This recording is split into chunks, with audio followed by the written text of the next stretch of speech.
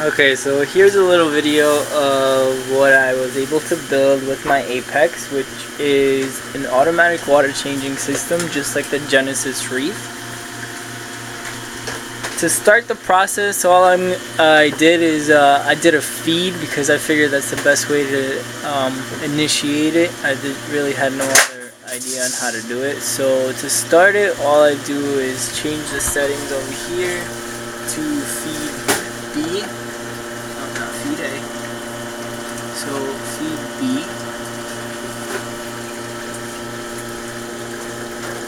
So feed B turns on two pumps. There is one down here in the reservoir tank and one down here in my sump. And then what they do is both of them fill these two buckets up here. I don't know how well you can see, but you can tell that they're both filling up pretty evenly. That's one right there, and that's the second one right there.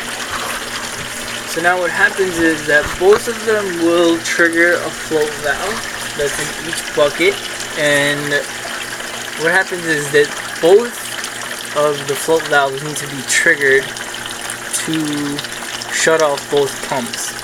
Now, as a fail-safe, just like the Genesis Reef, I built an overflow with 1-inch tubing. You can see right here.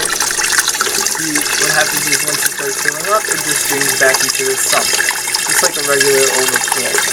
Now, this bucket, as you can see, is done filling up. Meanwhile, the one with the clean salt water is not full yet. And it will be done. Alright, there we go. So now, both of them were triggered. And what happens is, obviously both pumps go off. And slowly the water starts draining one into the drain, and then the other one into the sump. You can tell by this tube over here that the water is flowing into the sump. I don't know how well you can see, but the water is flowing over there, and that's done through an electronic valve, just like the Genesis Reef. I pretty much, I don't want to say copied because I don't want to get in any trouble, but I pretty much took the same system as the Genesis Reef and redid it with the Apex. And here the water is draining into the sink. So yeah, that's pretty much it. It's working out pretty well for now, and if anybody has any questions on how I did it, or if they want to program it for them to do it the same way, I can surely assist you with that. All in all, it probably cost me about, I want to say $100 to $150 at most. I mean, the buckets were, how much would they be, like $5 each, I think. They're graduated, so I know exactly how much is going in and how much is going out.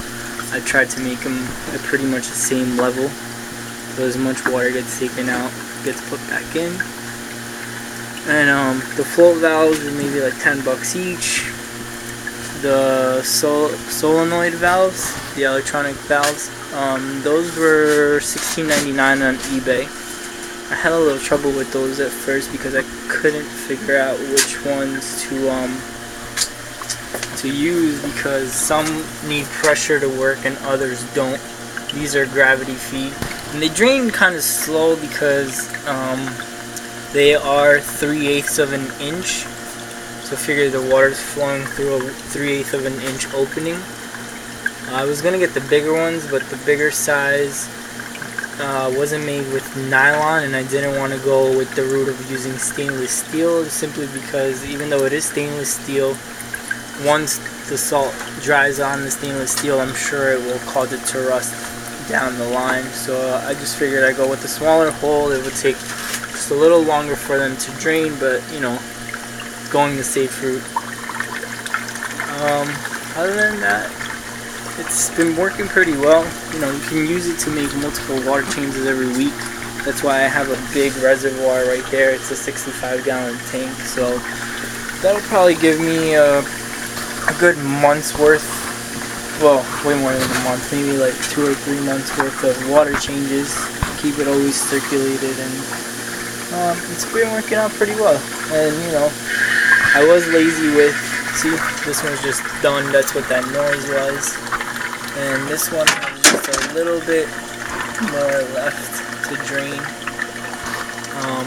But yeah, it has worked out pretty well, so that's about it. If anybody has any questions or wants me to help them build it or program their Apex to do something similar, just send me a PM or so, and I'll help you out.